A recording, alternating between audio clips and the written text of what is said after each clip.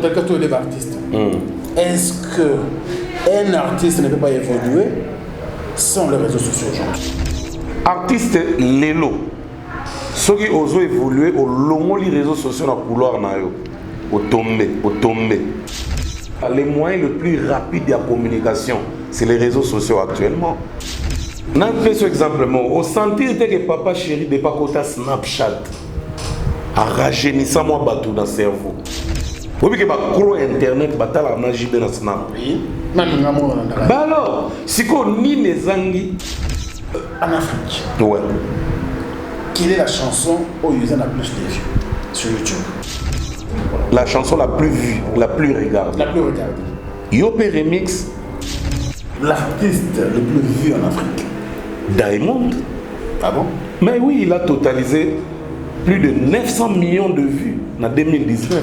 C'est lui le plus vu, le plus regardé. Allez, il y a des Nigérians, allez, il y a tout en Afrique. Diamond, Platinum. En RDC. Ah, RDC, où dedans? La chanson la plus vue en RDC. Il y a Inos. Toujours Yopé. Yopé. Et en 2019. Inos Jérusalem, ça. Oui, oui. Oui, oui. Bravo à lui, hein? Oui, oui. Alors, l'artiste qu'on voit le plus vu? C'est Fali. C'est Fali. Donc, plus de 500 millions de vues, c'est Fali. Très bien. Deuxième naïe, c'est Kofi. Kofi Olomide. Ouais, ouais. Deuxième naïe, c'est Kofi. Ah ouais? J'ai un grand prêtre. Yo mon camarade na yo.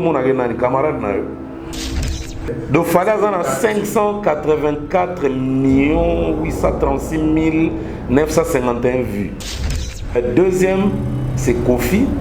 Azan a 167 568 499 vues. C'est les deuxièmes. Bravo. Troisième, je crois, c'est troisième.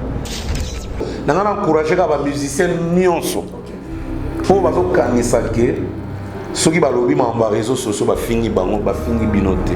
Et ça fait faute des musiciens montés. C'est le temps, le changement de temps. Ils ont rendu tous encouragé pour les gens qui ont mis sous soit salé loco à s'adapter. Qu'on fait s'adapter. Qu'on fait yoga solidaire. Il y a des gens qui sont pareils, mais les adaptateurs.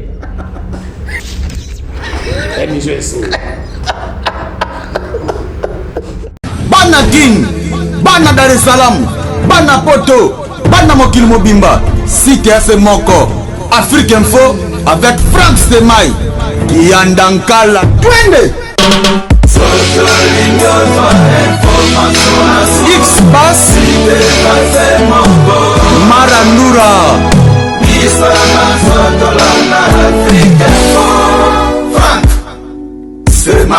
Mesdames et messieurs, merci de rester fidèles sur Afrique Info. Salut à tous et à toutes. Et surtout, bon week-end partout où vous nous suivez à travers le monde. C'est votre émission Analyse. Analyse version Boutanika-Sou, comme vous le savez. Et nous sommes conscients que tous nous sommes en mode confinement. Alors, le confinement exige la bonne humeur. Le confinement exige, bien sûr, la joie, pourquoi pas les rires, parce que nous avons l'artiste Boutanika, l'analyste incontestable et incontesté sur ce plateau. Comprenez que nous allons rire, nous allons avoir aussi les informations, nous allons être formés, parce qu'il y a beaucoup de choses qui nous échappent concernant bien sûr la musique congolaise ou la musique du monde.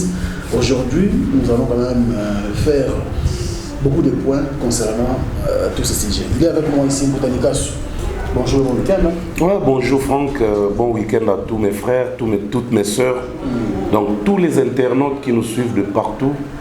Donc on appelle ça un beau théâtre, un bon week-end, toujours en mode confinement, tout respecter caca, donc on ne s'arrêtera pas de le dire, donc tout respecter confinement. Pour bien habiller son monde. Donc voilà, quand on est à Kina, et là on est sexy, Milan c'est comme le roi des 107. Les gars vont confiner Gombe. Il y a tout prix, il faut que Kino le roi là, il a créé idéologie. Ambulance. Tu as une sirène, on a ouais. Mais le client va à 4. 207. Et puis, l'ambulance. Ah non, franchement. Vous voyez que tu as la offrande, qui a la créativité. Mais bon, Et là, on a souhaité que les bateaux sont un peu à la légèreté, que les bandes pour réagir. Alors, on a un chiffre, selon la Monélia, on a 223 cas. En général. En général, 23 cas, 20 décès. Décès. Comment ça se dit? Non, c'est pas un chiffre, tu as 16 guéris.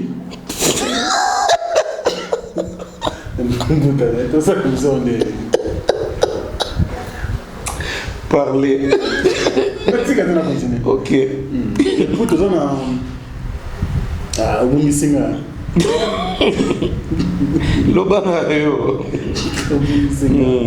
Alors, je crois bien, nous en avons 136 cas en voie de la guérison. C'est vrai ça. Je crois bien. Donc, au total de ça, 223 cas. Donc, 20 décès, 16 guéris et 136 cas. En tout cas, gloire à Dieu. Gloire à Dieu. Mais Congo, on a fait un Congo, couronné et Congo. Niveau de Congo, non. 20 personnes vont faire ce qu'on a fait. Ah, ça reste à vérifier. 20 ans, la famille n'a pas envie. Pour voir si ça peut sonner. Mais là, on a pour l'impomonde. Est-ce que la porte est là? Oui. Et bah là ça go. Tout le monde a pas comme na na morgue na ba sali na vidéo na ba Italie wana tout. Non, en pleurs. Oh ils ont la photo, ils ont mon na vis-à-vis boeke. En tout cas, c'est pas de la comédie quoi. On a l'obité de la Congo comédie mais ça m'étonne et puis ils ont comme ça là. Ba prière ba congolais na ba yoga ou bien soit Mobutu s'est formé biso déjà cause la corona mais to yebate. Pour depuis papa Mobutu akenda congolais pour la malaria nano hein pour la malaria nano surtout le binano tous wakaya congolais moko soit bela combien de malaria na vie na e neti franc tongabo neti ngabo aba 1000 ngai koza ta ba 473e fois na bela malaria donc na ndemo ko bela combien de fois ah ta ba 36 hein. Bah 36 ou 24 fois. Et au Béléon, mais il équipé. Monsieur ici là, la turbo, il y a moto, monsieur ici là, la décomprimé, monsieur ici là. Il y a la perfusion. Il y a la perfusion, c'est comme moi vantage. Et non, moi je viens de Paris là, perfusion. Oh non, moi c'est wesh, perfusion.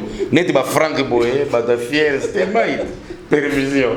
N'est-ce pas banane à bout, mais on a souhaité le mal. Et puis on a souhaité le malheur. Banda na bota na ba perfisanga te ba malare so so na onde ba comprimé ba yo na soki na 3 évidé na ngo prochain rendez-vous oyo ka pe yesus ah mzube obaye no gwate ko puta we bande ne ila malaria n'esprit ga yo lo ba ke no do ça la automédication papa yo ka si na Congo bimade to zaboe check up vena ba to sala on ngana sala ka check up wana faut pas na kosa ngana mo esprit pe occidental mukedo na sala ka check up mais en wana zo ba net na moi en camoro général hein pour toujours vivre na ba quartier ndé to vandaka au moins na mutabeli ozo mona nenga zo se comporter on sait ça tout congolais surtout ba kinois ba mboka kuto na parlons pas idéologie ba ki se koti kalate bon ndeli to yeba technologie wana ya au fini au salima ya moto cheba matiti mélanger na kati ba makasa ba nino fini ki yo vunga ba mavunga ta 3 o ba tina vunga e milinga autant ba longola kaka ko donc malaria ntinu ya ne wa mbango e kokima na yebite alors donc on est aussi comme ça on est préparé ozonga na biso pe na ngo hein bon tout le monde a corona au Congo au niveau de Kami oui mais tout ce qui quand ba nga famille mo ekufi ba stopper pek parce que moni Congo ezandeli bana umpepe o mayo ezoteka ya nini ya okangana nini batutu mai sikoyo Oh, si on changer la quoi, c'est bon. Bah, j'aime tout. C'était mal. Bon, on va la ligne on a carton. Puis, ils ont l'art. Ils ont un carton, bah, ligne, bah, billet. De ce moment, ils ont braqué. T'as pas gagné carton. Bon, ouais, ça. Nous avons des sacs qui n'étaient pas voisins. Donc, bilanda landa wana. Et au Sarake. Donc, n'abandon le baboni. Nana le baquet. Comment landa kado? Ali ga ko commerce. Si ko tango ba Congo bololo pona corona. Franck. Donc ngana kama ndeli ba pousse ba Congo bololo mona na ki. Yamo tout ça le artiste c'était pour ça ça la vidéo na ndakwa. T'as ça des vidéos wana panzani avec tout le monde sans sénèque. Na mona teke ça est mon influence. Nga pona ngeza Top Congo. Ah Top Congo. Oui que radio Top Congo na kin. Et comment le rôle là, ce qui est net Jésus dans le lobby. De ce gars Christian Lusago, on a tiré un bout de lobby. Comme on l'a dit. Que bah ça la musa na ça musa bien. Tant ou bena elo ko ne beta manga we pan. Bah ça il ça peut bazu idée. Parce que biso nous tout ça ba vidéo mais tellement que ba ninga déjà ba devant ça qui sont belles comme nanda. Tenga na péagité lukuta mabe. Na péagité mais Congo bololonga na yebi. Nga etanki mu Congo ndena yebi Congo po biso sala ngotro ndena yebi Congo bololo soko uto buka ngo sika obuki yango na ndenge ba buka ngo wana ezana maladi nango spécial et traitaka soki umeli elegisi neti journée elali ekomi lobby ezana maladi muso et traitaka spécialement. Ah bon? En tout cas je vous jure mais ça la révélation en bout. Oui ezana babiloko ebele to vivara nango na quotidiennement et soigner babiloko ebele mais to yebaraté ba impuissance sexuelle ba malaria oyo ba diabète ba biloko ebele oyebi ke tozana suka na richesse ya ba plante na ba différents produits à soigner mais il y a un endroit naturel. Tous en ont belé mais. Ils ont coupé ça. Non, ils ont coupé la tête. Mais colo ne colo, bah ils les bas salé là, ne bas coco na ba ticket là, ba yeba au salé là. Mais bateau ba embrasser moi modernité, ba kenda mina médecine ya occidentale, moderne voilà. Mais Congo bololo, ils allaient quitter pour la corona. Les gens ont été mal informés et c'est ça qui a créé même que Basango et Bimagé, maman m'a couffé dans l'eau. D'abord, dose n'a pas eu après donc c'est ça. Est-ce que ça fait une information vraie? Oui. Il est dans mon TV. Ok. Stop. Ozaki na pousse samwe mais ko elo ezo kamisa elo ezo kamisa nga tile elo makala na ekitite moyebi kin bato bande wana so bana étranger ba yebi na kin ata oza na confort ato sala atoza na ndago mo stable bilo to ezali mais makala ne tombera jamais mais makala na kamwe depuis gouverneur abeta besoin tsangi o bato ena somba ba plan na buto to kabona ngana na ba buto il est makala na ekitite 50 000 55 000 mais ba baré bato bato ba s'étrangler faut gouvernement à côté wana do babilo ko misusu ezo kitate c'est ça qui est voilà et puis na comment beza que so yelo ko mati et ko zonga soute bon c'est matake vraiment donc c'est triste franchement. Alors merci, c'était donc là mesdames et messieurs toutes les informations ou encore vraiment forcément au Seka mais au Seka moko ils ont informé non to Seka na sentiment ils ont kamui ça concernant Marambo et comme le biso ya passe mokili mobimba il y a épidémie il y a coronavirus épidémie sur dans mboka moko mais c'est pas le monde entier comme pandémie donc il y a des différences. Alors dans les cas sous le nom de tout ça un peu objectif par rapport il y a culture en mboka na biso parce que biso ba déjà ba amour à culture. Voilà. Raison pour laquelle chaque fois que un artiste na biso et puis sans bango toujours analyser ba œuvre na bango ils allaient qu'on a ça ndenge to ninga na musala o ya culture et des arts mais sur le temps on a vendu toujours préparer émission pour des cas sous mais côté là on dirait tout comme une des périodes moko la musique na biso ou la musique en monde parce que bah toi c'est physique ils allaient qui toute une période oh ils arrivent maintenant que muta comme album avec ba fait na biso ba Diego Musique aye on a victoire na ba Socrate ba Ndiaye ba la Moulée ba ezaki belé donc mis ba cassette ba CD audio ba DVD et tout mais aujourd'hui période les déjà trop bien révolu comme la période il y a internet aujourd'hui dans les réseaux sociaux Motenika selon you différence entre les deux périodes. Il y a pas vente, il y a CD physique et pour le la période au réseau est liée dans mon kili, réseau impacté le monde d'artistes. Bon, Franck, merci pour la question. Il faut te signaler que biso tous va donner des leçons. Voilà. Et puis tout ça la analyse pour que Franck Tombutalikasu to yebi ko leka batu non. Et ça makamuka o bino boyebi mais biso to rapportant au liboso caméra. Makam to lo ba boye bosolo na bino ngope tant pour vendre en famille to entre les amis. Biso ce qu'on est to checker caméra et puis là on a sepela na ndé to ça la analyse boye.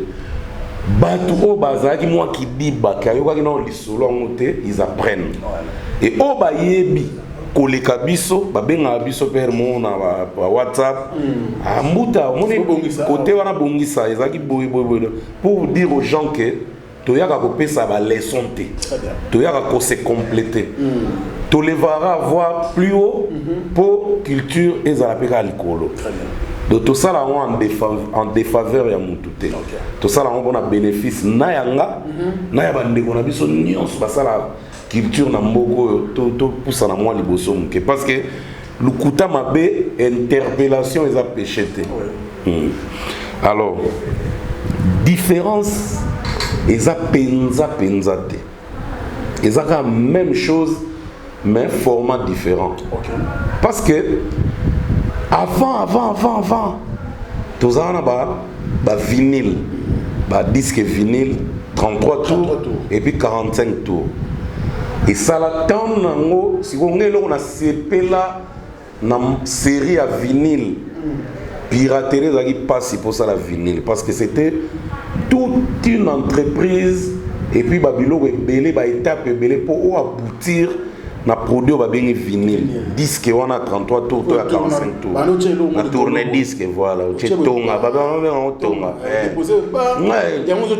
et ça non.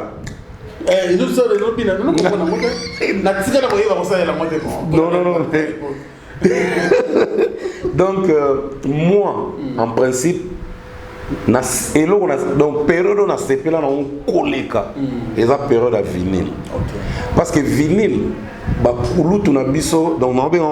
mais à l'époque, ils avaient aussi des âges où il y a succès. Âge à succès, ils ont 30, vingtaine.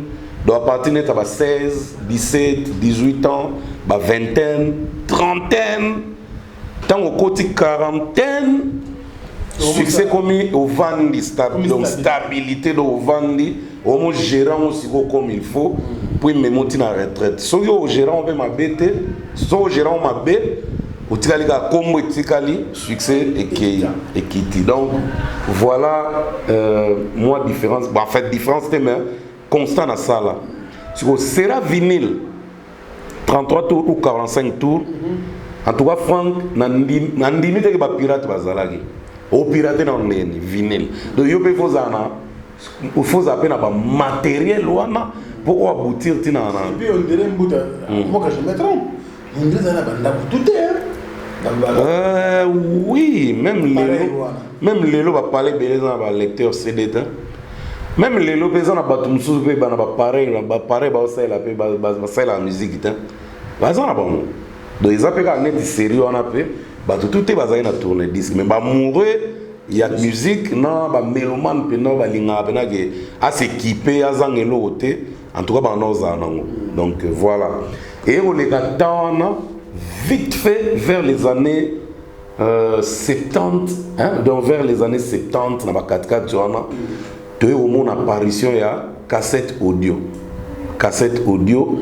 en tout cas et ça là qui peut tant en bien et au ça là que ti CDP oya. Mais tout ce que la plutôt une étape par étape, mais la cassette il y a comme piraterie. Oui. Parce que on a eu monnaie au Tchèque record. Oui. Différence entre série et vinyle, la série et cassette. Vinyle est na place moté oyo nanda yo consommateur au branché boé au bandi ko enregistrer na vinyle muso ekota na vinyle là. Existait heureusement. Et tant cassette egoya kaka yemo mundele asali ba radio cassette asali ba cassette en vierge donc copier au donc ça l'appelle donc ba yebi pourquoi ba sala ki yango ba sala yango l'objectif mususu mais mutamaele mabe azan en était placement en bien zali ba yana idéologie non ba pirate tout ça pirate ezalaki mais ebana ko peser penza na monde de showbiz venant ma cassette c'était par rapport à la qualité hein? Parce qu'à l'époque sur radio cassette sur cassette originale na cassette enregistrée voilà sans la numéroté hein oui. Pourquoi? Parce que master, donc produit fini, et maintenant nous en avons beaucoup acquis des droits. Donc il y a un fabriqué à partir de master. Mais pirate a fabriqué à partir de CD déjà et cassette dupliquée. Donc il faut perdre de qualité. Il y a maintenant ça là que pirate va du de gauche à droite, et pirate il y a moins chance mon côté musicien. C'est un vinyle, 45 33 tours. Il y a certains pays, on a appelé disque vinyle, il y a congolais, ils distribuent dans la ville. Mais il y a un master, et partout, pensate. Si vous avez une cassette audio, et vous savez que vous découvrir le système, il y a cassette audio, il y a copie, et panzani. Il y a une musique na biso et franchi ça qui va frontière pour et ça dit tellement l'engitro en tout cas fleur et belé na ba vient na biso o ba balisante là en tout cas ba vient na biso o ba ya avant ils ont travaillé tellement pour rendre les autres riches. Très bien. Pour à travers ba bien fait donc disons ba travaux na bango ba no sala ya malamu ba lingisa d'abord Afrique musique à Congo. Et on a vraiment gouverné l'Afrique pendant longtemps. Des vingtaines d'années, plus même. Alors, et ça là que Pirate, il y a cassette audio, et ils ont influencé tellement, mais et quand ils s'habillent sur la bambo kebele, que tout y est pays d'Afrique. Pays d'Afrique surtout. Na ba Europe, ils ont bateau mal intentionné, bazalaki. Mais cassette originale, ils ont dominé en Europe. Même là, les États-Unis, tout ça. Mais, pirate, ils ont la ikaka. Bah, et puis, bah, on monde, bah, bah, mafios, na bah, en Afrique, pirate est dominant. Mais, pour que balingo na mboka moko boy tierce, il faut musala no convaincre mboka wana. Pour nga na yebeza na baptiste mususu ba pirata ba moteur. Oui. Ba mo tina ko pirate lo. Banda betati carrière esili ba pirate. Exactement bien té. Des avantages de ngolo ba balingi otin. Il ngoloba musique nous a bienvenue dans le secteur abattoir. Ba misozo ko du kaga a na Kinshasa. A les gars na place ba cassette pirate zazo mona eta siligi. A luki pe ya yezaki. A siligi. On a ces pénassi. Na ko bete yo lisoro moko. Na l'an 2000, on a déjà ba CDC bimi ezo redé na mo. On a ce ko to sauter déjà. Ba vers l'an 2000, on a to bimisa disque na 98, na tambol pe mo ba mboka na 99. Toke Zambie tozonga wate na suka et puis tokepe Tanzanie et no Kenya. Tant que na Kenya na yo kuta Victor Eleison ezawana. Ba beta déjà quelques mois, il fallait pas que les États-Unis ne VKS a réussi ça ko kendeka na Guy Moller, na Zoé Bella, na Mutabas. Donc kenda bango 4 Viking na ba petine misato. Tant ba komi kuna orchestre bagana na orchestre mo mana Kenya pour bazo viser États-Unis mais bazo raté. So ngata on a yé ko beta na Kenya na kuta ba Sampaio banani ba Gimba banani Gimole kuna tangité. Gimole na vie non? Akena na vie. Donc après ba on peut ba yo zonga via zongine France tout ça. Pendant que tu as na Kenya wana nga déjà ba pirater nga tellement trop que musique nanga et kota un peu partout na Kenya bena succès zalaki. Siko Viking n'a évité par quel miracle il n'était jamais piraté. Donc n'a évité zo qui vient zo Verkis à ça là maman nini bilo bena visa qui na bamboka wana eza Kenya, Ouganda, Tanzanie, tout ça, même Zambie. Okay. Donc n'a évité par quel miracle. Et pourtant, il a marqué l'époque na Kinawa. C'est la musique en danger. Mais il tombe à pardon, on a évité ce qui est salama. Œuvre avec ça qui est piraté. Veta wa ego ya. Abi na petit na neza bo na poto za succès. Donc c'est ça muto azamani. De tout ça cassette mo ya annonce, il y a ba clip, yope fobina tout ça donc il y a on a bina kiwanzenza, ba tchelanga générique on a lata noir. Na bina on a terrain à Tazara. Donc cassette on est képé René vieux siko avec la boule tout ça avec un clip ya longue histoire de basa la clip à longue histoire na Tanzanie okay. Mais na accompagné quand même pour ngana sala siko wana oui bimaka wana attends on accompagné vieux et au tomber une fois fait la so Gabi ya Kabona King Dodo basa na Tanzanie na pesi wa mbota to ba ko intéressé vieux non ah wana Tanzanie ba pirate baza makasi ba pirate arabiso à partir de ya bateau ba usine na bango eza kuna hata Dar es Salaam te zamna na bateau parce que ba futa ka mo balar ko to mona ngo vina biso defao azwala chez bango Pepe Kale azwala chez bango sala net mo menace azwala chez bango Marie Paul P azwala chez bango je vais que ça va yoki nengwana du bon lokola ba masa wana ba leka abazwa balar ngai pe fona que nos walar toke obi que to zona na ba vie to que na biso nos magasin wana ba ya ba pirate wana ba india baba india oui obi que to commence ko avant to commencer siko déjà l'hôtel to zona embassy hôtel déjà l'hôtel veke ça va ça coaching petit frère obi que na so to koti na ligal wana donc yo kangawaza gar ngalo kangawaza Dimitri avive na ndeni mais yo akite bayam baleka bapeta batu bota batu wana de yo kangawaza gar ko okomo mo ventre ngalo kangawa oh avive tant de combien wana boye tant de combien wana nzoka il fallait na otala na ba cassette ba tiana na étagère ya yo eza wapi après ko somba ngona ninga maele ndesco se présenter au soigné na bango autant de commis wana ngai na bandi botala papa na moni position de tir ya jaune na zui na moni sauve kipé na zui des disques na des cassettes nanga so vekes banda otala ba pirate oyo amona cassette nete atali nga na zwaki yanga na chonga na sac pour na la sac na chonga na sac. Non, c'est la seconde réaction à vie. Via Tali. Et tu dis, non, oui, attends, Zinzina, revends-toi. Ma vie, n'a habité. Bisona, tu es mal, bonsoir. Ils ont checké. Donc, Atali, cassette nezate. Et puis, non, quand on ne peut pas pirater, nous, cassette, on va donner la lingala, mais. Bisous de l'art, ma belle. Yo!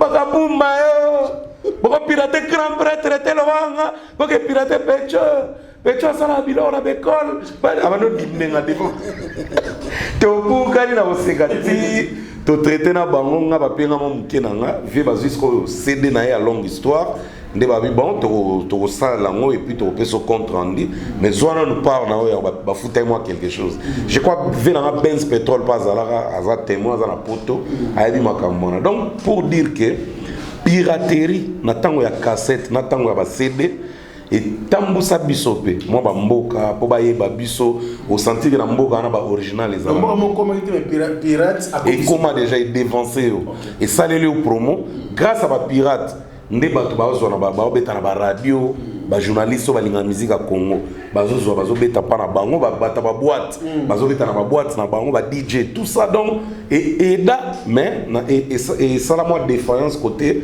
bozu il y a pas producteur comment on a mutalika sou alors yomoko siko tant car siko pardon oui voilà na pesi pour na tant kala mais ce qu'on attend à lelo na ninga réseaux sociaux CD bungité et le que bung eza cassette audio na vidéo CD eza kaka mais si ko eza sous ampleur tenenge ezalaki kala pour réseaux sociaux essayer artiste mingi o babimi baza na ba vingtaine bana C à trentaine et belé bazo opter pour réseaux sociaux parce que c'est le moyen le plus rapide pour il y a communication et puis il y a vente en ligne tout ça alors et ça la artiste misusu tilelo babisara ba CD physique na France bateka oming na Fnac tilelo on a évité ba Diego musique bazape na ba offre bazwaka pour na ba artiste misusu donc il ngolo ba nene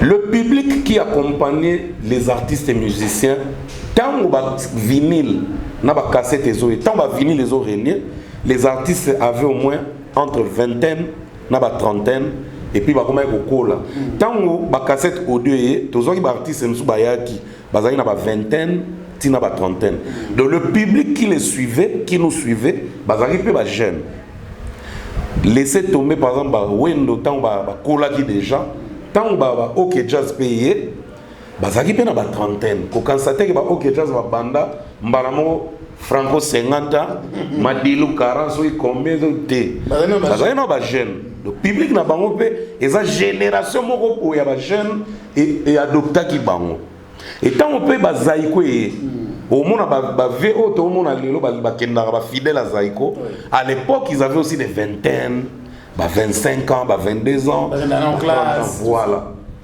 donc époque et à makamuna on a ba succès nango donc comparer l'ancien temps na série à réseaux sociaux et ça on a en termes d'évolution donner autre temps autre merci voilà si les réseaux sociaux il y a plus d'avantages plus de rapidité alors, et puis les bandits terrain makasi ce qu'il faut refaire entre l'ancien temps Nathan et Lelo ouais. Préférez tant en tout cas, non. En tant qu'artiste, on analyse des moments où on est artiste. Auteur, il y a attention, voilà. Moi, j'aurais souhaité la succès Lelo. Pourquoi? Au moment où bazo pirater biso, ba cassette audio tout ça, ba CD. Oui, toye banaki na mboke belé en Afrique, mais toye banaki partout. Tu touches qui va couche ni on sauter. Ils ont ba couche ba place belé ba eba bisoter. Alors série ou internet ou réseaux sociaux. Ils ont ça na seconde quand ata mutaza na Bangladesh, ata mutaza na Corée du Nord, ata mutaza na Inde, ata mutaza na États-Unis, ata mutaza na Alaska. A découvrir. Donc ici fa betara Mutalika surtout abetika combat ministère moko boye. Malamo azana ba donner. So quant aux musiciens maintenant, il y a actif, disons qu'on s'adapte dans le temps. Pour au moins c'est la cassette, tu s'adaptes dans le temps, tu t'es à la cassette, mais Franck, laissez-moi te dire, à l'époque, on ne vendait pas beaucoup. Ah bon? Mais la preuve en est, il n'y a aucun artiste et musicien qui a un disque d'or certifié. Mais justement, ce qu'il faut anticiper, à l'époque, on a bien des musiciens, à l'art, donc il faut mettre tout le donc pour chaque public, on a un artiste à cause d'un 2 millions de dollars à banque, à cause d'un côté. En tout cas, on voit tous les artistes à l'époque comme si c'était des. On croit jusqu'à maintenant, on croit ça. Et c'est quoi la cause? Vous ne vendez pas beaucoup à l'époque, mais ça peut étonner beaucoup de gens. Si, on ne vendait pas beaucoup, même à l'époque, sur le taliban distributeur, on a producteur, on a on a stock. Moi j'ai assisté à ça, en tout cas, il n'y a aucun musicien à Congo Awa. Tout le monde a une cassette audio, on a 500 000 cassettes audio. 500 000 Azate. Carrière de Mobimba. Carrière Mobimba, oui, parce que si on sent que disque, on a ça dans la vie. Et quoi aboutir? Mais dans œuvre moko par exemple dans œuvre moko un album moko disque moko que ay bimi boy impact à danger 1 million d'exemplaires vendus, 500 000 exemplaires vendus aux Israéliens. Mais c'est que tu consommes vraiment trop. Pour te demander, parce qu'il y a 500 000 CD, si tu commandes sur mon sous-Zoya, donc, banakine, banaprazé, vous allez calme, CD Zoya, beaucoup de choses, bon, on a bien répondu, nous sommes la victoire, c'est bon. Discours. Faut voir, ok, na marketing, ruse les a permis. Na marketing, moi démagogie net, moi ba politicien, ne ba ko ça rappelle, moi ba discours, et ça rappelle moi permis mon que pour na fortifier bateau, ba ya vers yo, tout ba ya vers produit na yo. C'est normal ba lo ba bongo mais à l'époque on n'avait pas là où vérifier, là où quand on t'a lobby mais maman obéti au côté au moni. À l'époque c'était tu peux dire tout ce que tu veux et on t'a vérifié na yazate parce que na source nana oya wana baba na otuna oh non mon frère a teki combien boy rien. Mais aujourd'hui sur le lobby par exemple na streaming na komi de na teki boy na moi ba yo kinga on na streamer boy na moi mbalamo on s'est vérifié et puis toyeba so ko si le lobby est vrai ba chiffre réseau là à l'œil nu. Donc tu veux nous dire que l'époque il y a CD cassette avant bien sûr l'avenir internet tout le monde a disque d'or. En tout cas ngai te mutu naza porteur ya message pour ya bimaloa ke mbuta a déclaré le moment oyo batu peut-être ba ko silika non. Entrez dans vos iPods, entrez dans vos téléphones, côté na internet, vérifiez kaka. Au lieu de tout le belé au côté na site Snap pour ban Snap nengutu et certifié valablement disque d'or à moto. Et puis pour obtenir un disque d'or, pour disque d'or on est un propriétaire à créer un autre. Yo wasi utaka na mapate ko que disque d'or existe. Et un fondateur monta créer idée wana. Et les Français ils sont parmi ces gens-là. Et bango référence là bango c'est Snap. Vous au monde. Oui, donc vérifiez. Entrez dans le site na bango Snap, Otali, il y a trop d'intello qui nous regardent. Non, il n'y a rien. Moi j'ai essayé de vérifier, il n'y a aucun disque d'or. Est-ce que nous avons cas sur parler parce que nos artistes vivaient ou continuent à vivre grâce à ces œuvres. C'est-à-dire que bon, et ça, et où tu as rappelé la musique. Parce que tu vois, souvent, on laisse la musique. Mais on ne sait pas les mots déjà ici, toujours analysé. Oui, il y a un bon en musique. Mais dans le sens où tu as imaginé vraiment que tu as un bon en musique. Le fait que tu aies Meli Frank Stemai, au peut 30 000 $, 20 000 $, 10 000 $. Et ça œuvre ou pas? Mais producteur, quoi, c'est sacrifié. À foutre un caché, il y a aux ombons en athée. Il y a aux la vente. À osé la vente. Il y a aux oies, par na yo, il y a parce que na Congo, to kota bon, na Congo, na to kota mabanga donc. Mabanga et ya pena kala et les lotés. Et ya pena kala. Alors, ceux qui ont gagné na ba œuvre na ba on a oui, na sens wana. Parce que ba musicien congolais dédicace fouti bango. Et puis ko yemba ba de fouti. Moto ke malé. Net yo. Vous savez que produit il y a ndiaye. Bon à l'époque tu dis producteur a voyé bon, on ça la attention au but. Nous avons 50 000 $. Après, sur un cash. Est-ce que tous les artistes, y compris Yomoko, réalité avec un Moko non. À l'époque? Non.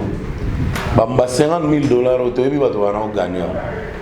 La majorité va gagner un bon monnaie. Je te jure. Va gagner un bon monnaie dans ma producteur. Jamais. Ah bon? Bah faux balar, rien balar, nous sommes émission que vieux a joué un album au regretté. C'est à l'époque d'abord, tant bah édition disons maison édition na Kinshasa, il y a grec, il y a Vemombenga, on travaille na grec, franco, tout ça ils ont na combo belé tout bien édition. Tout le monde a des volos, gagné des voitures, des voitures, Passat. Pour nous dire, il y a Mbéa, je crois. Ou bien, donc, là, on parle de Vologona Zaiko. Les autres, Mbonge, Zatango, vieux couteau, à celle là, star, tant à moi, sali, penake poto, penake ko s'installer dans la Mbonge. Dans la série, va vers Passat, parmi les premiers jeunes, il y a des stars na Congo, qui va PC Moutuka, il y a Sika, Azo René, na Mbani, il va faire Vologo, tout ça. Mais, ils ont une récompense parce qu'ils ont dit qu'ils ont pour bénéficier de l'eau. Mais ils ont gagné amusé à PC, mais ils ont gagné de grandes choses à l'époque. Franco, ils ont cassé l'industrie musicale du Congo. Franco, Taboulay, Verkis, Vebele,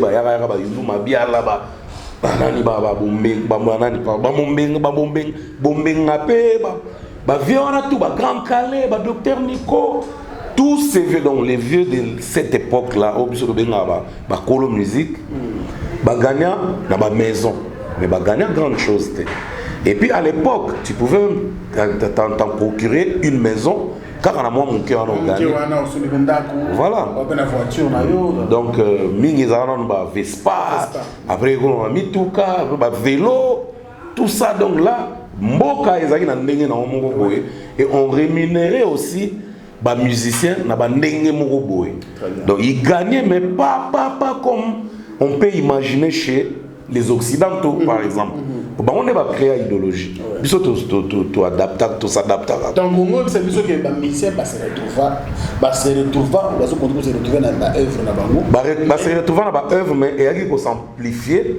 Tant que vous avez en tout cas, moi richesse, venez baksama. Il y a kala, ou la musique à sama banga, ou mon appel clair baza, Franco, Taboulay, en tout cas, on a clair, mais bango bano teka, et puis ba circuit penage na Europe, na Italie, na place boyaza na circuit penage, et puis bango on a droit d'auteur à solo p. À l'époque, c'était Sabam. Oui, les musiciens ont recourir en Belgique. Et puis, on fout bien le droit d'auteur. Donc, à l'époque, les gens gagnaient dans l'œuvre, mais ils faisaient aussi des affaires. Franco n'était pas seulement musicien. Azaki musicien, oui. Mais on a ramené dans ça là. Ils ont des Verkis, et puis ils ont Franco idéalement. Ils ont Verkis. Pour Verkis, ça timbe là qui va vendre tellement que vitesse c'est comme un nez musulman. Série il y a vinyle là. Fait à option à produire des talents. À le talent dans le quartier, dans le coin. Azo fait sa grande chose, mais il s'est retrouvé dans la vente, tout ça dans le droit d'auteur. Il y a un somme de droit d'auteur à Moutou, dans l'échange, dans le marché, il y a sa nature dans la nature. Vous avez troc. Voilà. Donc, aïe par exemple, non. On dit que on sait là un disque mais on peut sur l'instrument. Il y a moi qui dans l'instrument on a pris mine. Tant on peut s'appeler il y a la vente n'a pas revenu on gagner plus. Donc il y a les gens qui vont s'enrichir dans la musique nationale temps ancienne et zapper na ba misusu ba combo kaka saliga combo. Mais tant ma bangé à se rattraper. Très bien. À super ba mbongo banini. Est-ce que fonctionnement en musique ou la musique Congo je parle d'abord. Système où les alaka déjà installé, il y a déjà la base qui va miser na biso le base la perte de vitesse sur les réseaux sociaux ou va s'adapter facilement dans les réseaux sociaux. Les réseaux sociaux ils dépendent de la génération qui utilise les réseaux sociaux actuellement. Au bazar bon réseaux sociaux tout le bateau englobé tout le monde peut utiliser les réseaux sociaux. Tu veux dire que plus de 85% to 88% bazar na WhatsApp, bazar na Facebook. Pareil, on va utiliser Facebook, WhatsApp. Mais si on a showbiz, YouTube, la preuve en est, l'émission a biso de ça, de tala en autre. Mais na Congo, tu as battu pe batala même mingité. Na ko ba 20% ou 15% ou 17%. Mais majorité batala ate. Ba on a Facebook, WhatsApp, ozomona.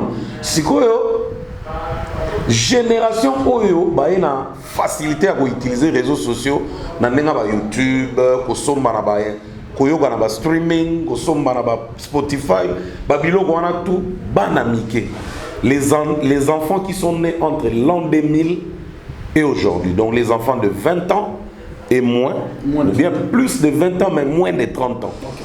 En tout cas, par contre, il fouille Internet. Si vous musicien, ou a régné des temps, net ba Kofi par exemple. Via Sali, temps, parce que Kofi on dit régné, banda en 1980 déjà. Donc pratiquement, notre vieux Kofi, il a traversé plus de 4 décennies. Donc des générations, leki, badora Kofi, til lo bazo adoré.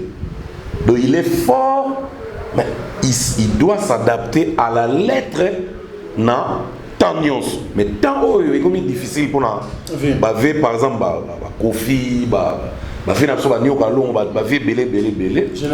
même public na bango baza plus de 30 ans. Plus de 30 ans.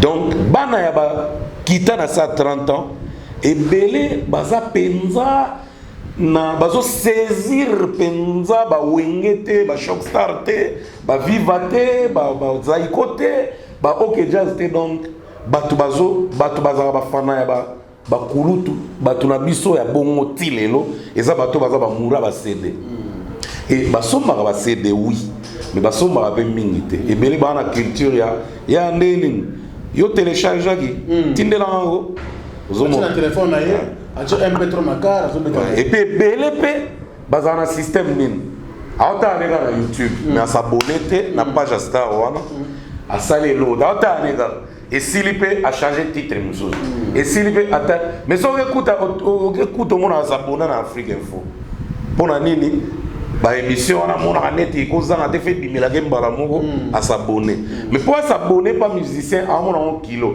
anasi na tali clip na ko s'abonner na nini culture ya ba bato baza de 30 mata baza penza ba gros internet c'était mais ba linga internet. Il y a un moment même pour streamer. Streaming et belé zabano baza entre 14 ans, 13 ans, 14 ans, vingtaine et puis voilà. Il y a un moment lelo. Artiste oyo bana ya âge wana s'adapter na embrasser. Et za mingi so talibe mona baza ya kotanga et puis mingi ba na poto. OK.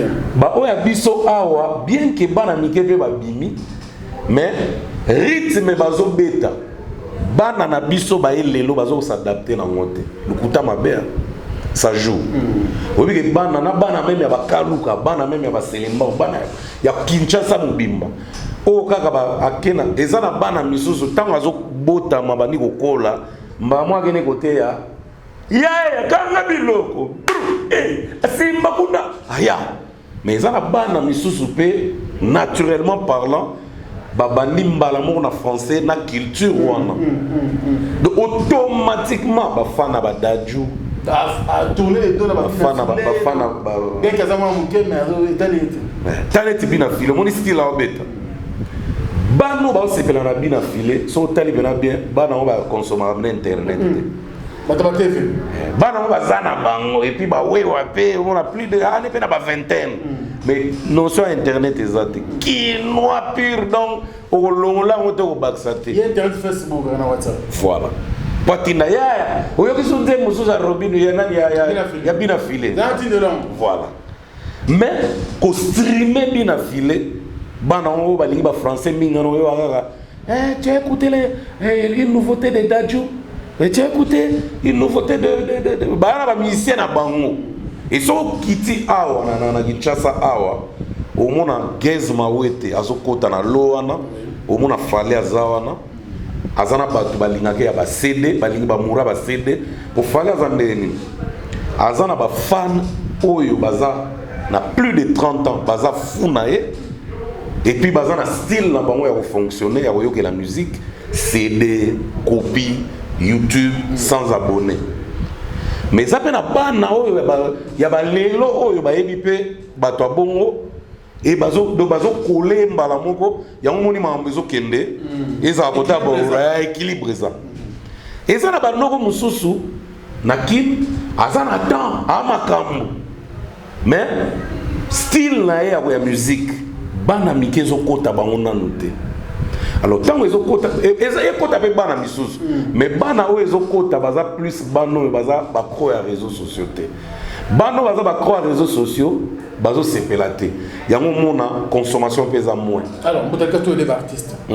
Est-ce que un artiste ne peut pas évoluer sans les réseaux sociaux aujourd'hui? Ou bien évoluer à sa nasi dans sa musique na carré réseau que les bosso sans pourtant ça la liaison dans les réseaux sociaux. Artiste lelo ceux qui osent évoluer au long les réseaux sociaux na couloir na yo au tomber. Ah ouais? Ah mais tout de suite les moyens le plus rapides de la communication c'est les réseaux sociaux actuellement.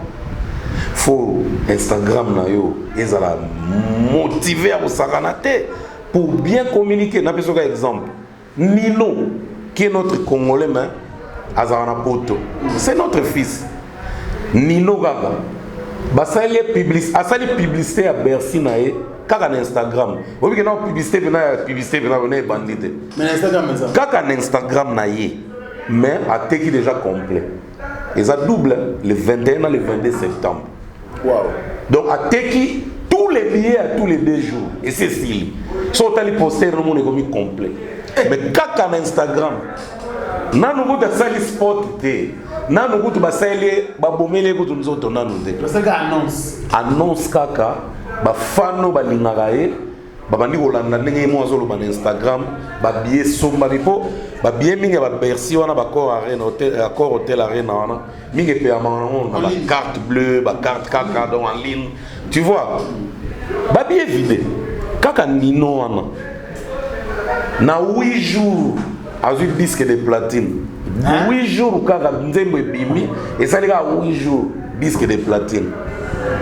Ozomona vague ya bana mikende bazo komisa ba ministère na so moi likolo. Comment ça public au lobby qui par internet. Ngana za musicien ba bila qui pena nga public na wana. Ou ni na internet na betela ba musique na tega na CD. Oui, si ko faut pas consommer au bien te, c'est pas consommer au bien te. On monte que bon, voilà. Revenons à un autre exemple. Par exemple, Maître Gims. Oui. Est-ce que lui, en France, Maître Gims a 2 publics? Public, il y a Mikolo, français, ou Balingara, qui sont la musique na FNAC, CD, avec une carte, un public. Azapé na public, il y a bana Mikewa, bakro ya réseaux sociaux. Et ça fait dans Mikolo, nous sommes bakro ya réseaux sociaux. Mais t'as la bien, au moins, bateau, bakro ya réseaux sociaux. Bazara plus fanatique à genre mon musique. Ils en a États-Unis, ils en a France, ils en a biso africain, autres en Afrique. Au moins baba fana genre mon robot. So sali genre on a été à adopter oté à ton matio koi. Sikoyo tala bien. Au moins bateau bon. Par exemple Inosbi. Azam mwana mukete. Il est né en 97. À bout en 97, il a atteint maintenant 23 ans, soit fête anniversaire. Bangonde Batusiko Baza n'attend revenir les réseaux sociaux. Donc il y a maintenant réseaux sociaux purs, donc ils n'osent céder na ebosana. Au monde en Kasabimisat, mais attendez le nombre de ventes, nombre d'albums vendus. Au monde que Babikolo Balingamamba CD. Baza bafana na ete. Oh ah petit wana. Ah wana bana mikete. Ozomana. Ezana ba ministère suna mboka na biso awa balinga bato public akili ya mikolo wana. Balinga ke makasi. Basomba rape ba CD même nombre important ya chat. Ezo gangi sate. Po bato tout est ba na culture osomba CD. Mais akoyo ka CD na ya pirate. Akozo abe musique na tiene na téléphone. Non c'est au somba ya streamer, tu au somba na plateforme ezati. Ya ngozo mona ba musicien musu ba bima, baza na recul, baza na perte de vitesse, ba musicien musu ba bima ba na vitesse. Très bien. Obi que Maître Gims tant ba bimisi album ne ceinture noire. Ba album ne nyonso ba bimisi tisiko. bateka yango mpena na CD physique soki mpena na FNAC omona mpena ba CD ezali Dadju aza mpe na deux publics mais deux publics na ye oyo ezodomine makasi eza bana mike ya ba réseaux sociaux Dadju auti ozwa disque de platine non na nzembo ne moko boye awa mais streamer 50 millions donc ozomona aza na nombre important ya baacro na ye ya bana mike bato ya bacd baza mingi te Gimsa leki ozomona même mpe na Congo awa Koffi Olomide so abimisi album akoteka yango kaka te na réseaux sociaux aza na bato balingaki na ba jeune fille oyo balingaka musique omoni Koffi abeta musique ya lobi mais kala abeta musique ya lelo kala déjà sozo wana no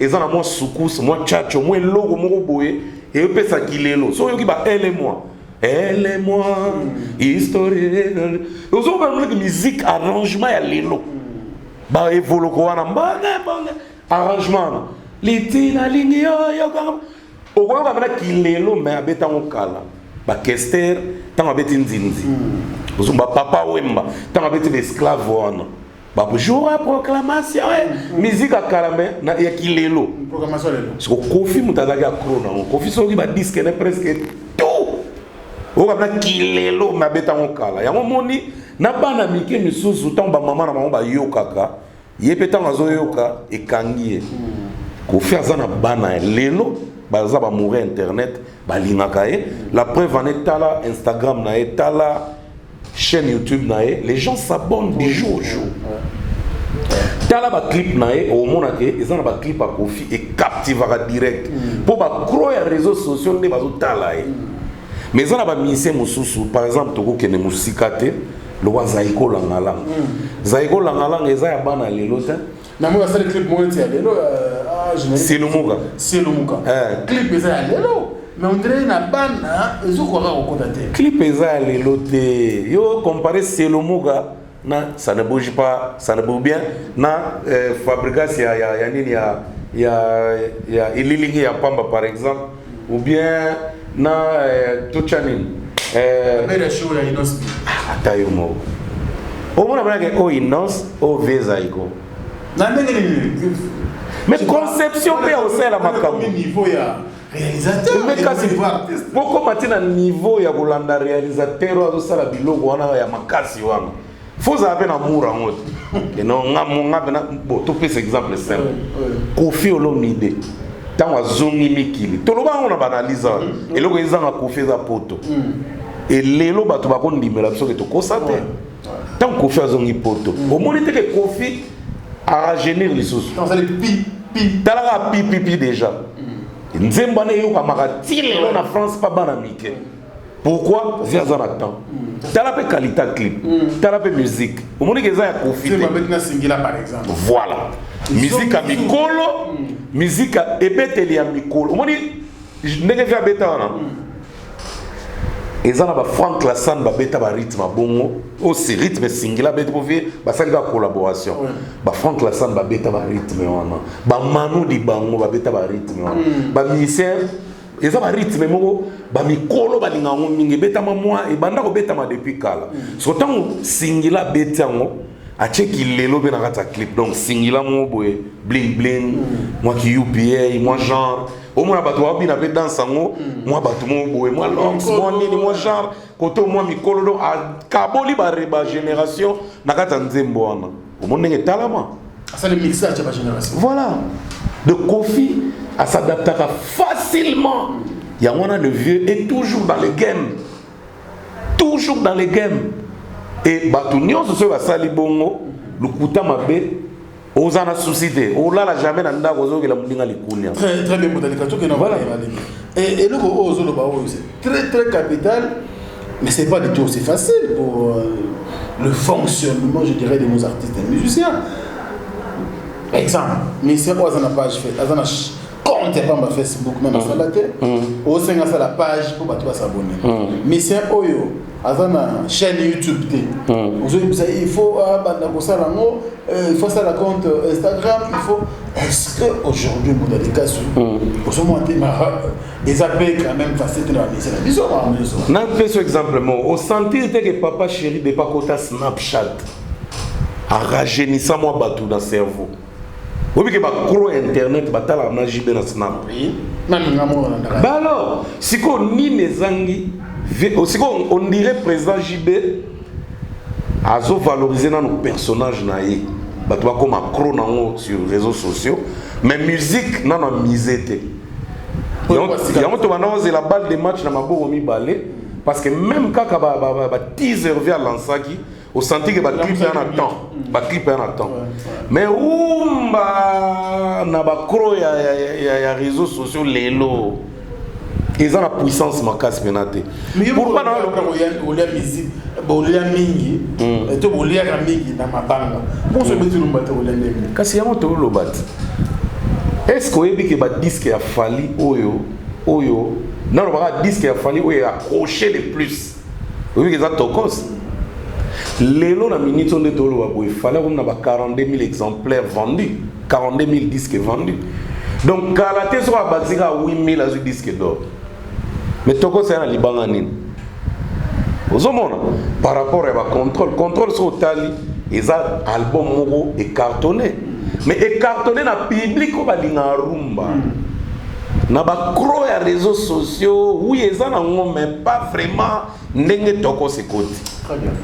Aux hommes, donc fallait les gens autour de bango ça CD physique et puis dans les réseaux sociaux à côté la preuve en est t'as là ba followers naé au sentir que il est aimé mais bien qu'il est aimé et l'ingo le batera kanama boko avant d'aller voir pape qui dans ça sur le côté tout est non c'est comme automatique il doit travailler il a une équipe qui travaille dessus et puis l'équipe là motive toujours les gens. Donc il fallait qu'il faut motiver toujours les fans du monde entier à l'ingaraye. Na misus pour nous peut soit découvrir. Donc ils ont découvrir Fali. Oyo il faut toujours attirer bango na tant que bas s'abonner. Basara do ba yaka toujours. Et puis Fali faut fongola sous horizon il y a ba featuring. Pourquoi on donne l'exemple de Fali parce que il essaye de faire l'équilibrio. Il est très suivi, il est vraiment en temps. Alors, il faut bâtir les idées. Fali les longs na tokos na deoano.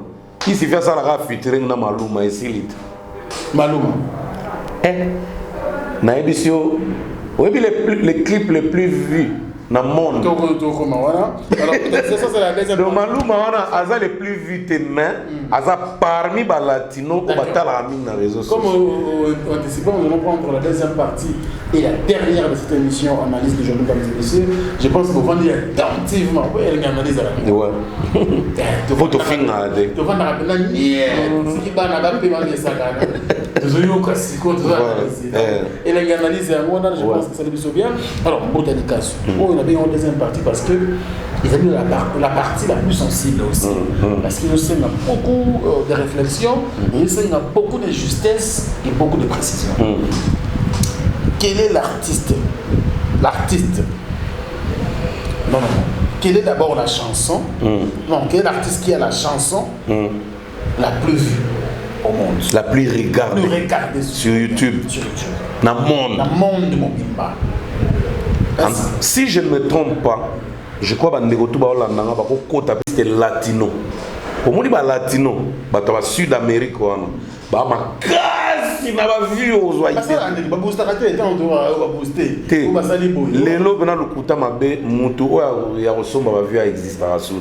Et comme tellement robotisé que si on a l'aventure, on va supprimer la chaîne.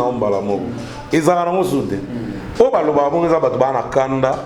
on va se racheter, on va se soulager. Oh non, on va vivre, non. On va vivre à sauter. Et on va booster Kala. Mais ça va sauter, tout est comment robotisé. Alors, je crois que Louis Fonsi, latino, Et Nzembo na yo etalama o eza la plus vue sur YouTube. Et ça Despacito. Despacito. On peut vérifier ensemble avec vous. Hein? Je peux appeler hein. D-E-S-P-A-C-I-T-O.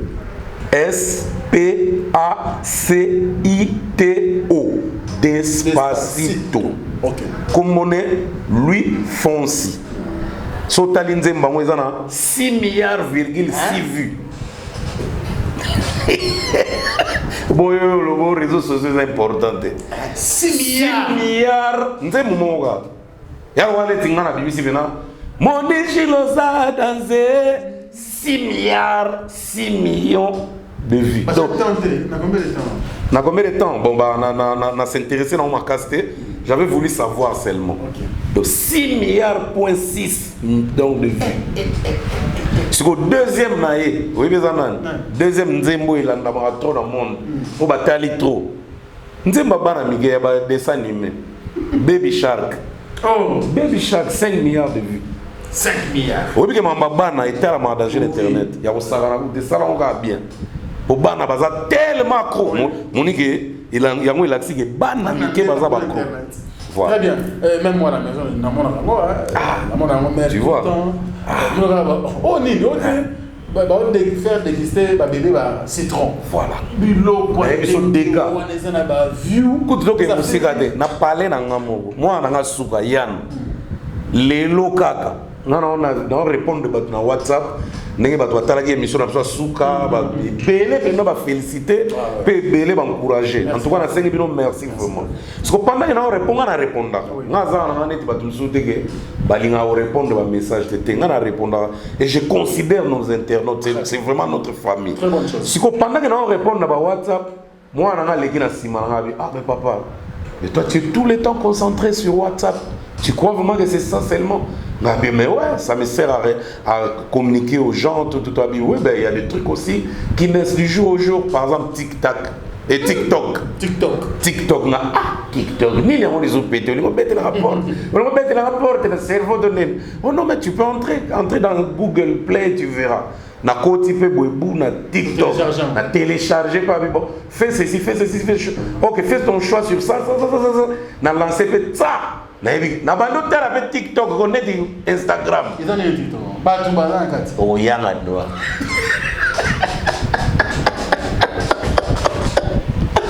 Yeah, tout le TikTok. Netika Instagram donc on a édition vitesse à s'agarder. Na côté fallait à ça qu'on a déjà. Garçon on a évité. On dirait là la raté. Il nous ça va déjà. TikTok. Guess ma ouais dans ça. Après émission. Donc ils sont pas musiciens déjà dans la TikTok, bah joueurs surtout. Bah joueurs. Donc ils sont surtout pas na passer. Bidiolomide. Moi on a fait la chose pour pas. Ça et puis vous voyez que ma vidéo plus vue dans le monde et ça plus ma vidéo bana basi ba make-up mode il y a un monde Kim Kardashian l'équipe a musicien belé les États-Unis dans nombre de vues parce que il y a un monde ba to tala quotidiennement ma case pour basi ba l'équipe sont belé so bisala sala na bango na mo ba cuisine mo ba nini très suivi. Alors évoluons dans l'éducation. L'artiste le plus regardé dans le Nzembo ici on va soit posté balandimba achebo balandimba le plus regardé. Donc dans l'ensemble, Justin Bieber, américain, moi, ça va 21 lélo. Donc Justin Bieber, il a 19 milliards,6 vues. Avec la musique R&B, je sais pas. Non, avec la musique, moi, Justin Bieber, il mélange un peu tout. Il mélange un peu beaucoup de rythmes, mais à ça, lélo, les États-Unis qui lélo. Ils appellent Justin Bieber, en anglais quoi, Justin Bieber. Donc, il est top dans le monde entier. L'artiste le plus vu, le plus regardé dans YouTube. Wow. C'est Justin Bieber. Deuxième né, Katy Perry. Katy Perry. Donc, américaine, il y a 18 milliards,2 vues. C'est quoi? Ed Sheeran, non, après Katy Perry, troisième, Ed Sheeran. Ed Sheeran, il y a 18 milliards. Taylor Swift, 4e, 17 milliards. Shakira, 5e, Ouais. 16 milliards point 3. Ah, moyoka bato. Yo, olo ba réseaux sociaux, eli ba fi Jezara mo. Yo, tali nani, o tali Kenny West te. Yo, elingo lobake. Oyo bena ba na temps baza. O pe ba na mbongo na musique baza. Elingo lobake ke so na mbongo na musique, yo ndem do ménager. Tu peux produire des petits au ba ménager, yo poza na game. Très bien. Alors, évoluons pour les cas. Ça, justement, pour la et puis, Jay-Z, il y a un mot en musique. Il y a 50 Cent, P. Diddy, il y a un mot en Milo, il y a un mot en faire rebelle. Bien que la musique, ils ont marché, mais d'abord, il rappeur. Dans le R&B, l'artiste le plus regardé, c'est Drake. Et ça, bon, donc, et ça, c'est que tout mélanger ma cam. Sera Kalato, c'est que le yoga. Ah, on a take 200 000 CD. Zoga Lukuta. Mais Lelo, ils ont soutenu, on a take 200 000 CD. Et ça, que non, on a streamé tel nombre de millions de streaming. Tu peux vérifier. Tant qu'on soit 10 single d'or, tout single de platine, avec des preuves et puis bien approuvés.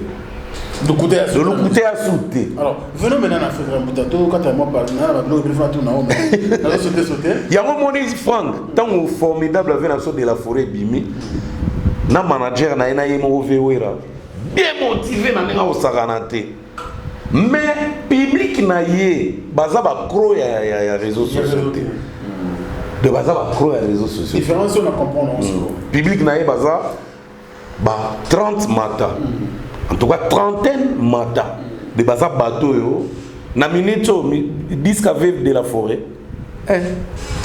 Et ça écouter na niveau mo zo idée mais et pas ba noko ba linga mama ba CD ko chanze na téléphone ko tala kaka boye bazo aider artiste mais ba ko aider artiste ça ko streamer ko yona na lo ba tout le temps ba émission bo c'est que savait de la forêt bo ça le plaisir ata boza ba crotter.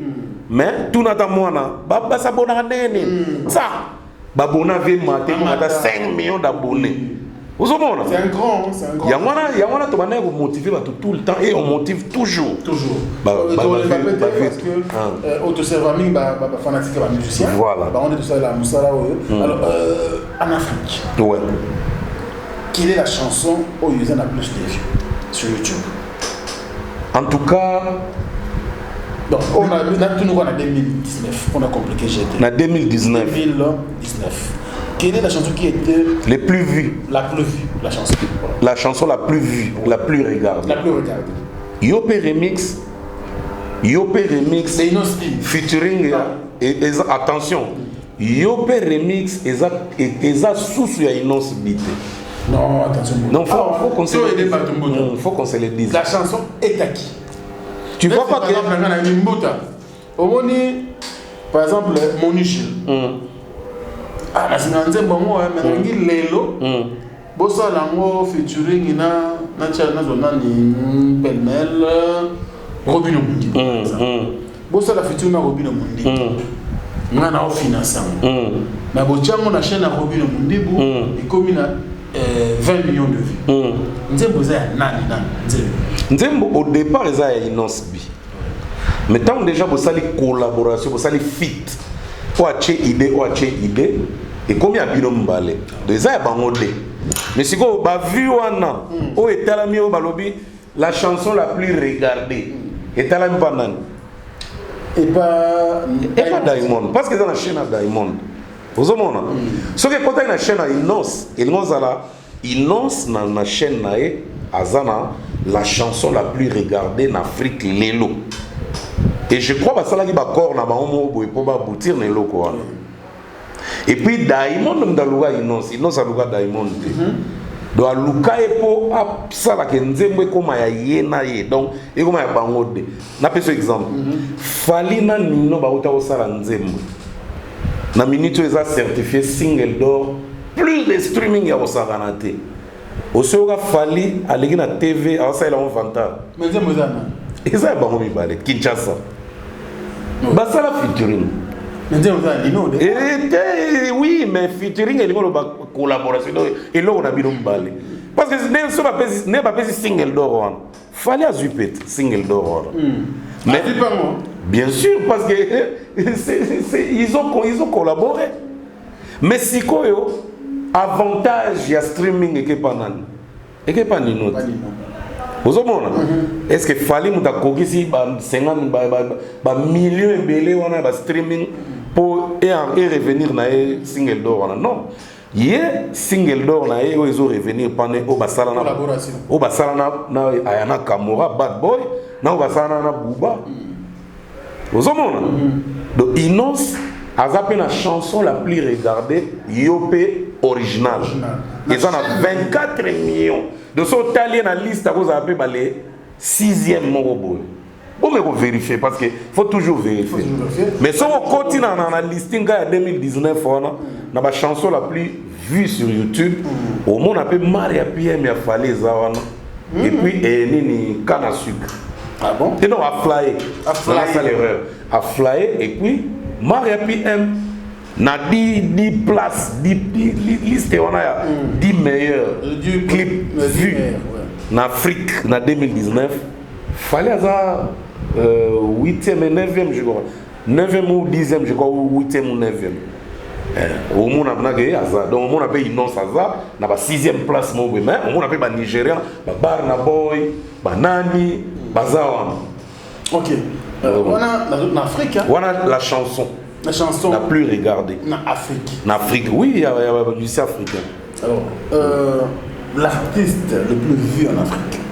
Diamond. Ah bon? Mais oui, il a totalisé plus de 900 millions de vues en 2019. C'est lui le plus vu, le plus regardé. Allez, il y a des Nigériens, allez, il y a tout en Afrique. Diamond, Platinum. Et puis, si on talibé pas gagner place, il y a quelque chose. Ne bakisi. Pour deuxième naïbe, ça peut avoir vu important. Na vérifié. Très bien. Alors, na bétera le plus. Ah, ok. Qu'est-ce que ah, c'est comme nous en RDC. Ah, RDC où donc. La chanson la plus vue en RDC. Il y a Innocence. Toujours Yopé. Yopé. Et en 2019. Innocence Jérusalem ça. Oui. Pour avoir lui hein. Oui. Alors, ce qu'il faut. Oui, dans la liste, par exemple, il y a l'artiste le plus. Il y a la chanson la plus vue. Au coup, tu as Yopé Remix, Innocence Diamond, première place. Au coup, tu as Zuzo, Inam. Fali. Diamond n'a Fali. Au coup, tu as celui deuxième, celui troisième. Donc, à l'Andali. Celui qu'on te demande. Alors, l'artiste qu'on voit le plus vu? C'est Fali. C'est Fali. Plus de 500 millions et plus de 500 000 vues dans l'ensemble. C'est Fali. 500 millions. Et plus de 500 millions de vues. 500 millions de vues. 500 quelques c'est là. On a vérifié rapidement. Mais Mataka, pendant qu'on a vérifié, on a assez Mataki déjà. Donc plus de 500 millions de vues, c'est Fali. Très bien. Deuxième naïe, c'est Kofi. Kofi le mini. Ouais. Deuxième naïe, c'est Kofi. Ah ouais? J'ai un grand prêtre. Il y a un camarade. Donc des fois. Bravo. Donc. Et ça débute vraiment bien. Alors, je crois qu'on ne peut pas faire ça parce que oui, il faut toujours vérifier. Il faut toujours vérifier. Écrivez-nous dans les commentaires. Oui, la vision est numéro 1.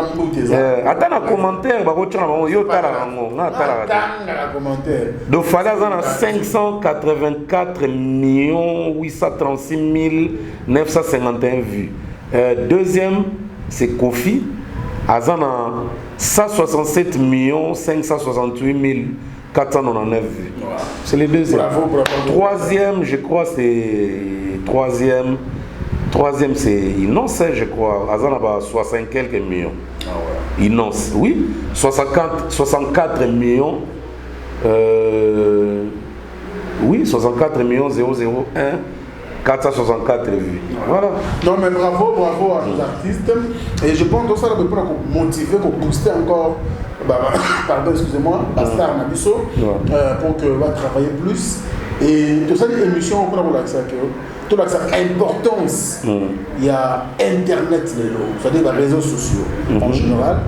Star na biso nyonso oyo baza ba talent to yebi basi ça presque mingi na ba o bazo linga ba kota na mpepango s'il vous plaît bon négliger na ko ba aspect oyo te internet po ya monde mikolo ils ont comme ça bato bon ils ont comme ça bato ba star ya monde ou Afrique mobile ata to zo amona mabanga mais tant on aime peut la même casse trop par exemple Maria PM ils ont la liste ba clips les plus vus en Afrique actuellement.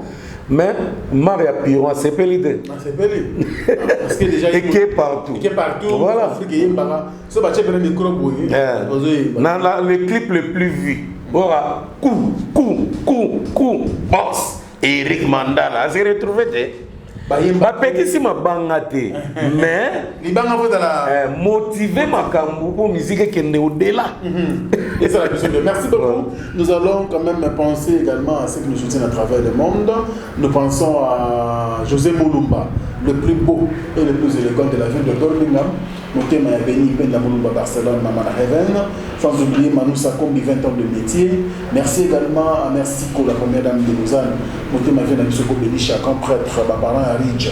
Andy Louawa, il n'en fait pas comme les autres. Je pense à se faire au sol, mais c'est le président. Il y a Magisel Matota, sans oublier Alain Tinamolo, mon surprise agréable pour Gardina Poche, Moté Mamadine Samba Kondi. Et je penserai comme ça à Dadi Mavungu, Vungule, Vungule, Dadi Mavungu, Vungule l'international. On est donc ensemble, et puis le chéri Isuka, femme d'affaires, merci beaucoup pour tout également. Et je penserai à Dizo, la City London. Merci beaucoup frérot pour le confinement, moi du logo exacté. Ah désolé. Désolé. Donc on est ensemble et pourquoi pas aussi Yaouli Moucheni, les codes mondiaux, Yaouli Moucheni très abattu par rapport à la disparition de Marlo. Ouais, Marlo. Il y a Zora Combo, il y a Moucheni, il y a Yaouli Moucheni, vraiment courage à trop, il y a les amants en monde. Loi à la nature. Comment informer que quoi le mardi. Ok. On a eu mardi, donc je ne sais pas mardi en haut. La PC Bonheur, on a été. Donc, je ne sais pas dans moins de combien de personnes. Nous avons décidé de la mourir. Donc, on est fort. Je sais que Malolo ici aux amis. Nous avons dit mon aïe et pourquoi pas. Également, on a de retour à travers le monde. Je pense aussi à mon vieux Djoudjo Monda Imeni, la taille avantageuse. Merci beaucoup pour votre soutien. Vous avez ébélé à travers le monde. Comme qui m'a mis la faut ça la liste de l'euro là. Alors, c'est vrai. Ouais, rattrapage, repêchage. La grévidia mabambota trop place aux confinement toujours. Attends moi et comme bima qui est ça na mon hérité wata. Bien caméra venait hériter wata zo beta balade na France na bi. Tala de on a kewa. Akewa. Akewa zo moi. Mais tant azo tambola fo mon vide. Vide donc est confirmé zo kengle na fenêtre ni. Corona kengle na ba fenêtre. Wata keba.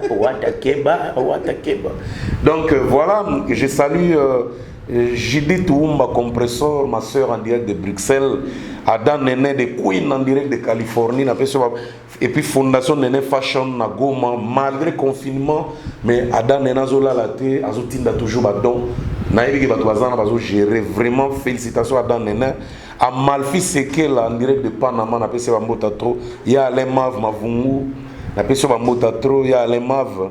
Willy Mandala Yakuza 3500 esprits en direct de Nairobi. Ah, Franco Moragi, geste mon Eric Mandala Sangina à Dubaï. En tout cas, tous encouragés boss Eric Mandala.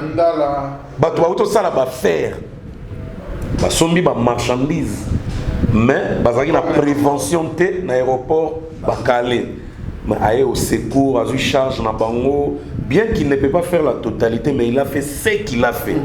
Donc il est vraiment à féliciter les boss Eric Mandala, le docteur des ignorants. Bambotatro. groupe Univers TV. Ouais. Donc on est ensemble. Les qui avaient Kakato Mandal. Ah ouais. Donc Gigi Raven, maman Konzadia des États-Unis, Clarisse Tanga Mouyembi, maman Tessi. Il y a ça la Tessi. Ah ça Tessi hein. On sport de Mathieu Skata. Tessi. Voilà Guilin Ganté Bazana na populaga. Moto. Maman Tessi. José Moulumba le Bogar de Birmingham, Motema maman Beni Barça. Il y a Roger Mata 10 ans de pouvoir en direct des États-Unis. Papingimbi numéro 11, il y a Portland en direct des États-Unis. Jean-David qui a monté mon Coca-Cola. Il y a Claude Tembe, vient en direct. Il y a confinement à Kine. Et puis pour finir, mon VDD me passe un mot de passe. L'honorable. En confinement. Depuis le 26 août, il m'a dit Bana Gombe.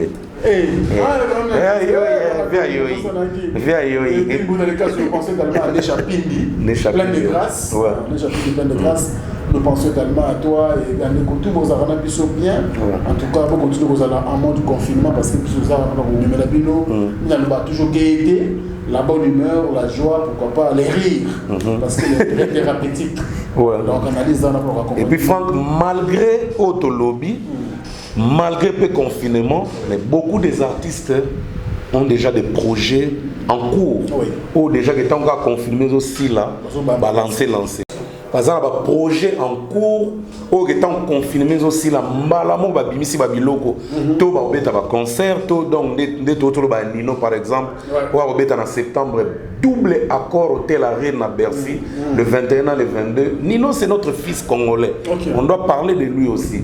Par exemple, héritier Watanabe a préparé mi-ange, mi-démon et comme déjà vraiment na souka, na ebza héritier abomba générique, abomba album troté parce que le générique c'est Betami, générique est lié à na moto. Donc tu vois que Bercer sali boulot, japonais sali ba boulot, mais il faut éviter la pénalité. Talasco coroné donc est bloqué sous système. Il faut oser la souiller les cas. Donc moi je n'ai pas vraiment apprécié. Ndenge déjà Betami ba générique on a parlé la bombe bimambala mort. Fala le bon baby mambala mort. Mais il était m'tao salama mutu, azana producteur de David Monceau. Fabregas tous les temps il réalise de nouveaux clips pour l'album des cibles. Album moi on a bien qu'il y ait moins lenteur mais ils ont matin jour au jour. Fabregas félicitations, tu es vraiment un artiste. Na moni sous clip hein. Na moni sous Robino Mundibu. Oyo a autocoxa 12 millions. Félicitations petit frère. Donc voilà. Alors ça est loco morobo et on so tali au moni. Azo annoncé déjà sur Instagram naé.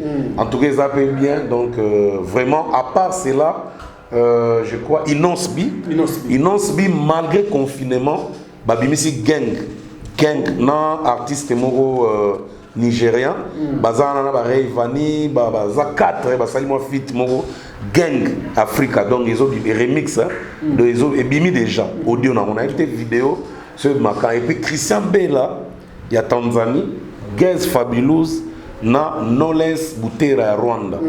Maman na featuring. Donc Gaz Fabulous également c'est un artiste que j'aime. Kofiolo Mide aussi qui travaille et puis na été sur stopper ba direct na on ira stopper. Hein. Ouais, le confinement. Ah bon, donc c'était une très bonne idée. Et c'était très. Mais Gaz pas au bandon, le gaz mawete. Ah bon? Ah ben dans l'élo à 20h. Donc confinement avec la musique de Gaz mawete. Ah, ça c'est bien. C'est une bonne, c'est des bonnes initiatives qui motivent les fans à travers tant où il y a confinement. Pour nous tous aboyer bande on a vu sur la poto bazana stress ya bosakanate. Stress nano ya moka. Et puis stress, il y a corona, il y a confinement. Donc il faut toujours motiver les femmes là où ils sont. Donc na moni même na poto ba dadju ba préparer ba projet Bramsito, je crois aussi la même featuring Pena Fali. Bramsito c'est notre petit Congolais qui est en France et il monte en flèche à Rosaganade. Ah bon? Bramsito. Il est vraiment même na clip Mogo et à 100 107 millions de vues. Bramsito, des fois. En tout cas, merci beaucoup pour ta tournoi chipé. C'était important comme tout ça, la mise au point, tout ça. Je pense que c'est la retour ou encore. Les copains de lobby boé, au passant à chiffre. Pour mon temps de temps à boé na YouTube et matara du jour au jour. Yogolo va 584. Tant que tu as vérifié, mon comme 591. Mais c'est aux environs de 500 millions. Donc plus de 500 millions, plus de 60 millions, plus de 100 millions. Donc beaucoup vérifier. Bon, mon lobby, c'est vérifiable. Et puis, on fait qu'encourager les artistes. Tout est que les réseaux sociaux ont passé, ils ont passé.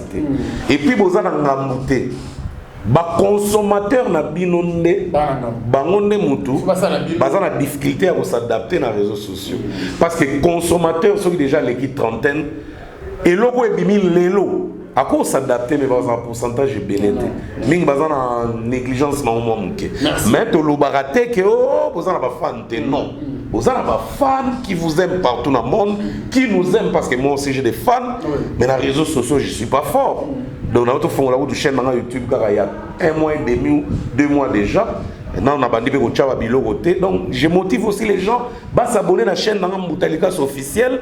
Et tant on a oublié ça va œuvre, bah comédie, tous ces trucs-là, et on a même 1 million d'abonnés parce que il y a des repères. Il faut comprendre l'importance. Mais oui!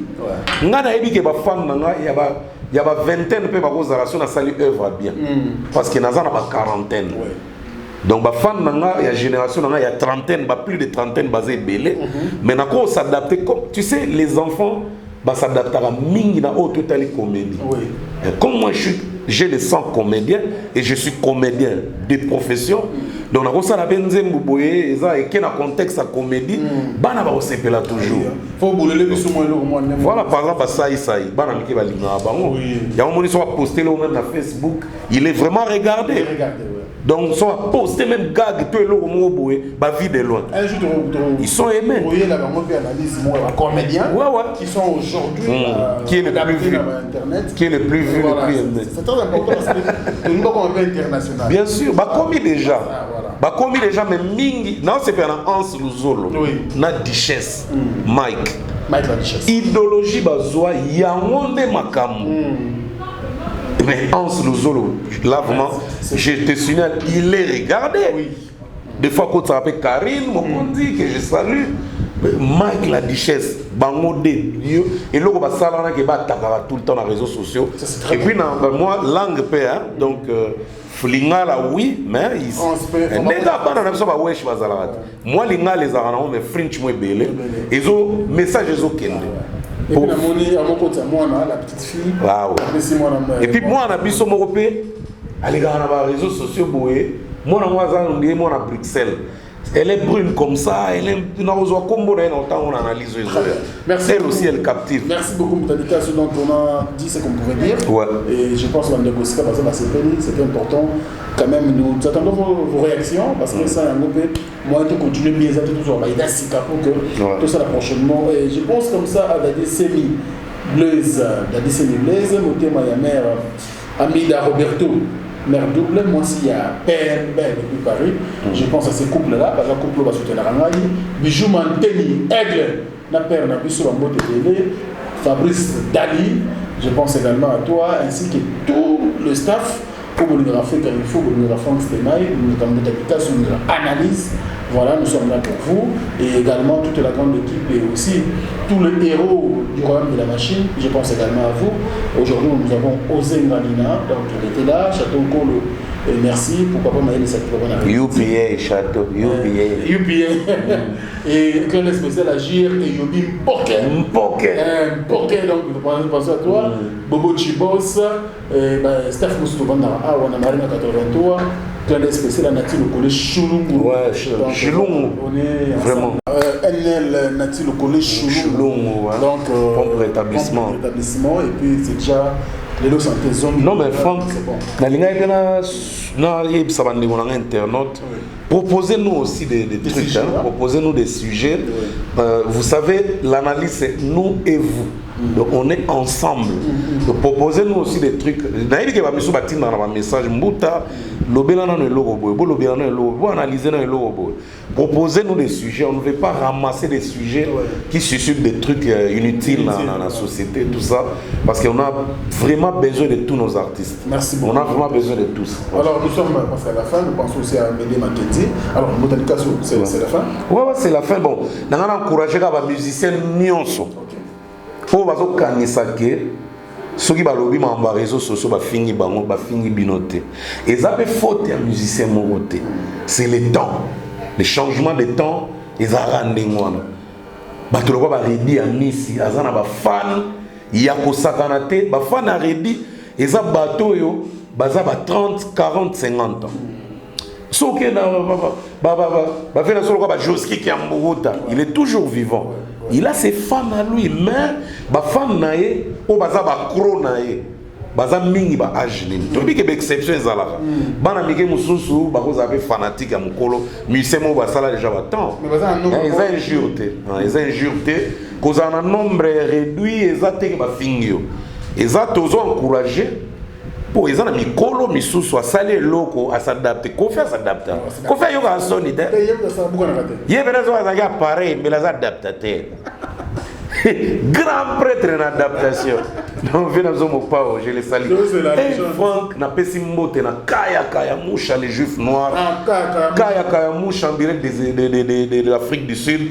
Les boss kaya moucha donc on a pas ça mbote trop. Franck et Moutaliga c'est confinement toujours. Confinement toujours. Yo d'ailleurs vous avez mutaba il y a ma banque vanille mais grâce aux salles appelle seulement du verra.